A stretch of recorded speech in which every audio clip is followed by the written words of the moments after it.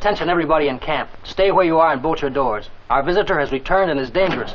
Stay where you are until notified and bolt your doors. Stay where you are. The Thing from Another World is the ultimate alien invasion nightmare, a film that turned a frozen wasteland and a shadowy creature into two of the most imitated images in science fiction, but the version you saw in theaters was almost a completely different movie. Did you know the original ending was so disturbing? Hawks scrapped it across 6 rewrites, an ending Carpenter later used to terrify audiences in 1982? Today we're uncovering 15 hidden truths about The Thing from Another World, 1951, including the secret connection between this film and The Thing. 15. The ending. They couldn't film. The film ends the only way Hawks knew how. The military wins, the monster is destroyed, and the survivors walk away with a warning to keep watching the skies. Clean, decisive, reassuring. Exactly what 1951 audiences expected, but Campbell's novella ends completely differently in the source material. There is no triumphant destruction, no rallying speech, no comfort. The ending lingers in unresolved dread, and because the shapeshifter has already replaced people without anyone knowing. The horror isn't the monster you fought, it's the one sitting next to you that you never identified. Hawks and Lederer stripped that ending out entirely across 6 rewrites. Their reason was direct, the concept was too complex to film, so the ambiguous, paranoid conclusion, Campbell wrote, was replaced with a conventional military victory. When Carpenter restored that ending in 1982, audiences called it one of the most disturbing final scenes in cinema history. Hawks had it first, he just decided nobody was ready for it. 14. The rights cost $1,250, and 2 writers talked Hawks into it. John W. Campbell Jr. published his novella Who Goes There in 1938 under the pseudonym Don A. Stewart, an astounding science fiction magazine. It told the story of a shape-shifting alien organism discovered in Antarctic ice, a creature that could perfectly replicate any living being it absorbed, making paranoia and identity the story's true horror. Howard Hawks was not immediately interested. It was screenwriters Charles Lederer and Ben Hecht, both close personal friends of Hawks, who convinced him the story had genuine potential as a film. Hawks paid $1,250 for the rights. The purchase price for one of the most influential science fiction properties in history was $1,250. The adaptation that followed stripped out the shape-shifting entirely because the technology didn't exist to put it on screen convincingly, leaving that specific horror for John Carpenter to reclaim 30 years later. 13. Nobody agrees on who actually directed it. The credited director of The Thing from Another World is Christian Nyby, Howard Hawks' longtime editor, who had cut Red River and other Hawks classics. Hawks is credited as producer. The question of who actually directed the film has never been definitively resolved and has generated disagreement from the people who were on the set. Kenneth Tobey, the film's lead, insisted it was Hawks. James Arness, who played the creature, insisted it was Nyby. Hawks always denied directing it. Nyby, when asked point blank at a 1982 cast reunion, gave the most honest answer anyone offered. Of course, the film bore Hawks' style because Nyby had studied under Hawks and emulated him deliberately. He compared it to taking painting lessons from Rembrandt. The student copies the master. Whether the brush was in Nyby's hand or Hawks' was a question nobody in the room could answer without contradiction. The film looks exactly like a Howard Hawks film. The credit says Christian Nyby. Both things are true. 12. Hawks gave Nyby the credit so he could join the Directors Guild. The most widely accepted explanation for the directorial credit arrangement is specific and practical. Christian Nyby had been an editor his entire professional life. He wanted to transition into directing and needed a Directors Guild membership to do so. Guild membership required a directorial credit. Hawks, who was producing the film and had the authority to assign credit, gave Nyby the directing credit as a professional courtesy, a way of helping his collaborator establish himself in a new role. Whether Nyby exercised meaningful directorial authority on set or whether Hawks directed the film, while Nyby received the credit for industry reasons, is the question the arrangement leaves permanently open. What followed is documentable. Nyby became a working television director for the next 3 decades, directing episodes of Gunsmoke, The Man from UNCLE, and dozens of other series. The credit Hawks gave him opened the career he wanted. It also attached his name to a film most people believe someone else directed. 11. William Faulkner and Ben Hecht contributed to the script without credit. Charles Lederer received the sole screenplay credit on The Thing from Another World. He was not the only writer who worked on it. Ben Hecht, one of Hollywood's most prolific and celebrated screenwriters who had written Scarface, Nothing Sacred and Notorious, contributed to the script without receiving credit. William Faulkner, the Nobel Prize-winning novelist who had done uncredited script work for Hawks on several previous productions, is also believed to have contributed dialogue. Howard Hawks himself did uncredited rewrites throughout production.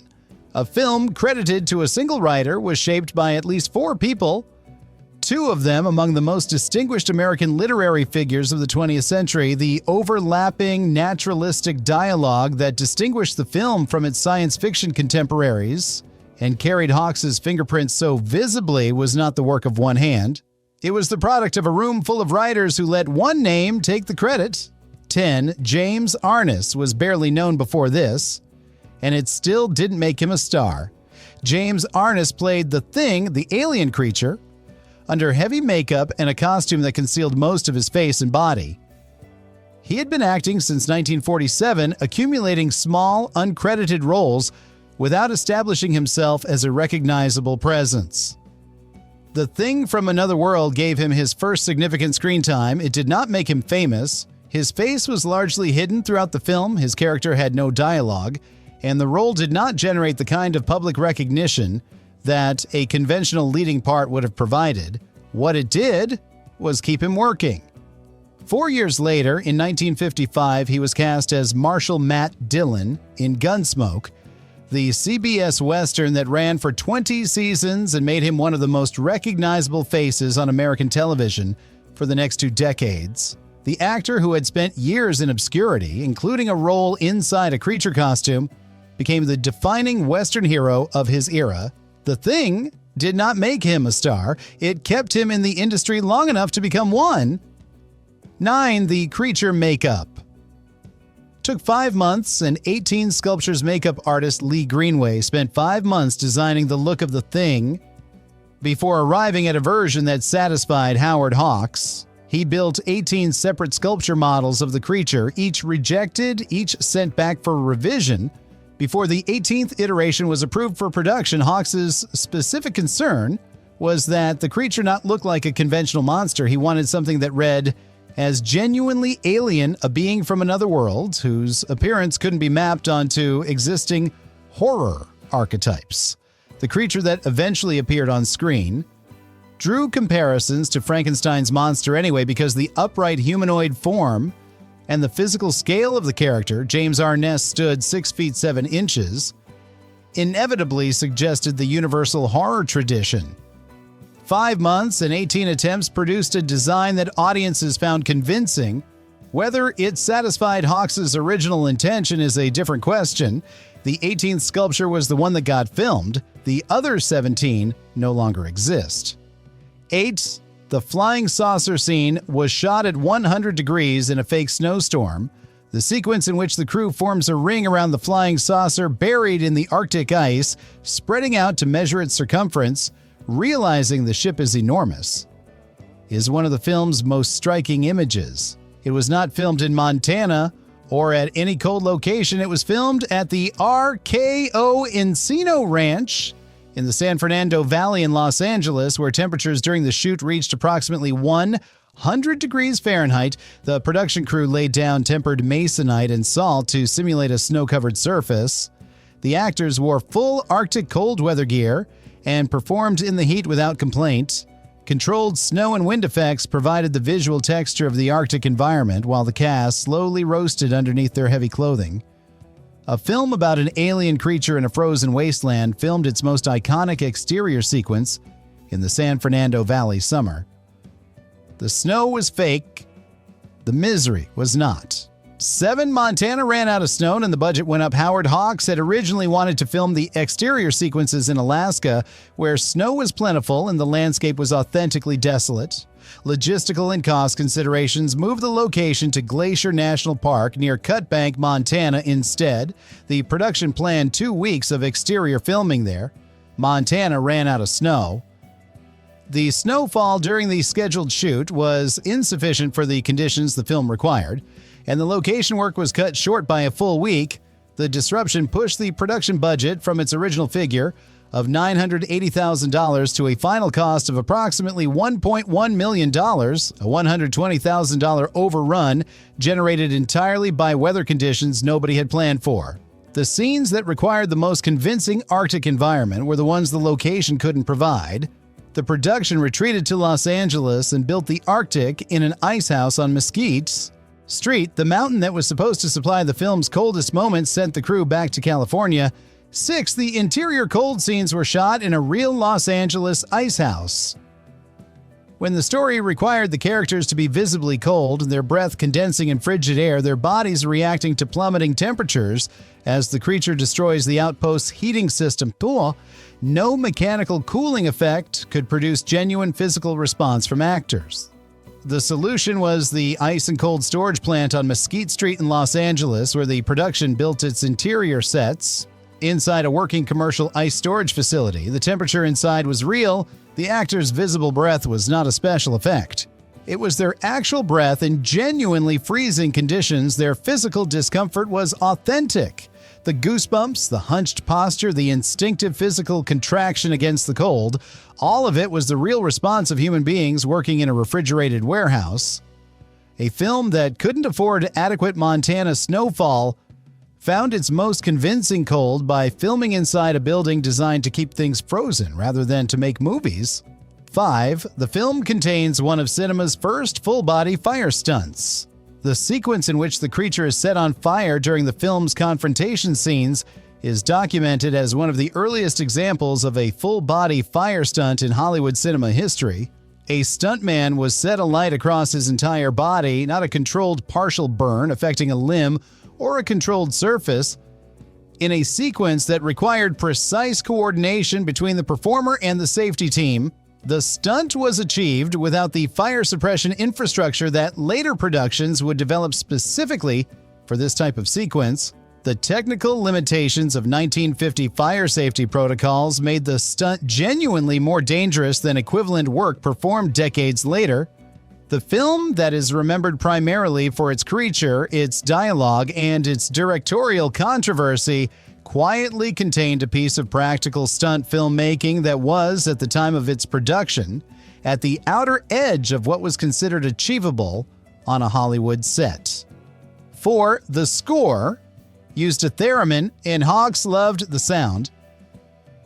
Dmitri Tiomkin composed the score for The Thing from Another World. Tiomkin had won Academy Awards and was one of Hollywood's most in-demand composers, and his credits included High Noon, Strangers on a Train, and It's a Wonderful Life. For The Thing, he incorporated the theremin, the electronic instrument whose eerie, wavering tone had become the defining sound of 1950s science fiction and horror, after Bernard Herrmann's use of it in The Day the Earth Stood Still the same year. Hawks was specifically enthusiastic about the theremin's contribution to the film's atmosphere. The instrument's capacity to produce notes that hovered between music and noise, between familiarity and something fundamentally wrong, gave the film's quieter tension sequences a sustained unease that conventional orchestration couldn't have provided. Tiomkin's score for The Thing is one of the first instances of the theremin being used as a primary thematic instrument in a science fiction film rather than as an incidental effect. The sound that audiences came to associate with Alien Menace was established in part here. 3. John Carpenter put it on television in Halloween. In John Carpenter's Halloween, released in 1978, 4 years before his own remake of the same source material, a television in the background of a scene is showing The Thing from Another World. Laurie Strode and Tommy Doyle are watching it during the babysitting sequence, and the film on screen is specifically the Arctic flying saucer discovery sequence from the 1951 film. The placement was deliberate. Carpenter had loved The Thing from Another World since childhood and considered it one of the defining science fiction films of its era. Embedding it in Halloween was both a personal tribute and a signal about the kind of filmmaker Carpenter considered himself to be, someone working in a tradition that the 1951 film had helped establish. When he made his own version in 1982, he titled it simply The Thing, reclaiming the original's informal name. The Circle from 1951 to 1978 to 1982 was drawn entirely by one director's admiration for a film he had never stopped watching. 2. The original story was about a shapeshifter, and the film removed the whole point. John W. Campbell's Who Goes There is fundamentally a story about paranoia and identity. The alien in the novella is a shapeshifter, capable of perfectly replicating any living organism it absorbs, indistinguishable from the original. The horror is not the creature itself, but the impossibility of knowing who has been replaced. Campbell's story asks the most disturbing question in science fiction. How do you identify the enemy when the enemy looks exactly like you? The 1951 film removed this entirely. The budget and technology available in 1950 made a convincing, shape-shifting creature impossible to produce. The Thing became instead a straightforward vegetable-based humanoid monster, large, strong, and relentless, but visible and identifiable. The intellectual horror of the source material was replaced with a physical one. John Carpenter's 1982 adaptation went back to Campbell's original concept and built the entire film around the shapeshifting that the 1951 version had abandoned. The remake was more faithful to the story than the original film had been. 1. James Arness was cast as the creature. Because of his height, James Arness was 6 feet 7 inches tall. This is the primary reason he was cast as the Thing. The production needed a creature that would physically dominate every scene it appeared in, something whose scale communicated threat before any other quality registered. Arness's height made him the obvious physical choice. It also made him invisible as a performer. The heavy makeup and costume concealed his face, and most of his body. His character had no dialogue, and the film's deliberate strategy of keeping the creature in shadow meant that even his physical scale was partially obscured throughout. Hawks had decided early in production that the less the audience saw of the creature, the more frightening it would be. The lesson Spielberg would apply more famously to the shark in Jaws 24 years later. Arness spent the production hidden inside a costume, dominating scenes by presence rather than performance. Then he spent 20 seasons as Marshall Dillon, dominating scenes the other way. The tallest man in the room tends to own it, regardless of what he's wearing, and there you have it. 14 weird facts about The Thing from Another World, a film that cost $1,250 for its source material, removed the entire point of that material, was directed by someone nobody can agree on, and ended up on television in John Carpenter's Halloween before inspiring one of the greatest remakes ever made. Which hit hardest? Drop it in the comments. Subscribe for more deep dives into the classics that built the genre from the ground up. Until next time,